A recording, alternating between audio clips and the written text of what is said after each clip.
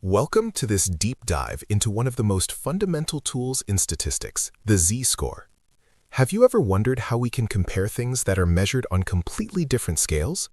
For instance, how do we decide if a professional basketball player is more of an outlier in height than a genius is in IQ? This is the problem of comparing apples to oranges, and the z-score is our mathematical solution. At its core, a z-score, also known as a standard score, measures exactly how many standard deviations an element is from the mean. The formula is elegant and simple. Z equals x minus mu, all divided by sigma. Here, x is your raw data point, mu is the population mean, and sigma is the population standard deviation. By subtracting the mean, we center the data at 0. By dividing by the standard deviation, we rescale the data so that our unit of measurement is the standard deviation itself. Let's visualize the standard normal distribution. This is a special type of bell curve where the mean is exactly 0 and the standard deviation is 1. In this z-space, any data point from any normally distributed dataset can be mapped here.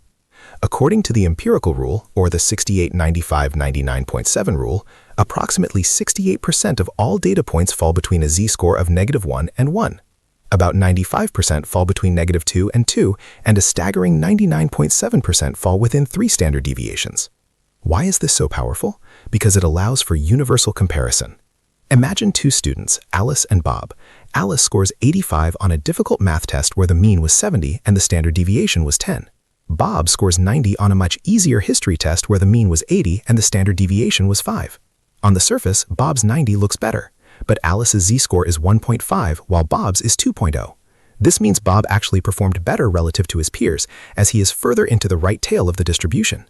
In the real world, z-scores are vital for identifying outliers. In manufacturing, the Six Sigma methodology aims for processes where the nearest specification limit is at least 6 standard deviations from the mean. This results in only 3.4 defective parts per million opportunities.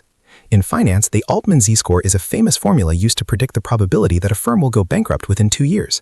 It combines multiple financial ratios into a single score that has been remarkably accurate since its inception in 1968. To wrap up, the z-score is the great equalizer in statistics. It strips away the original units, whether they are inches, pounds, or test points, and reveals the underlying relative position of a data point. Whether you are analyzing medical trials, stock market volatility, or sports performance, the z-score provides a standard language for distance. References: 1. Gujarati, D9, Basic Econometrics. 2. John E. Freund, Mathematical Statistics. 3. Navidi W., Statistics for Engineers and Scientists.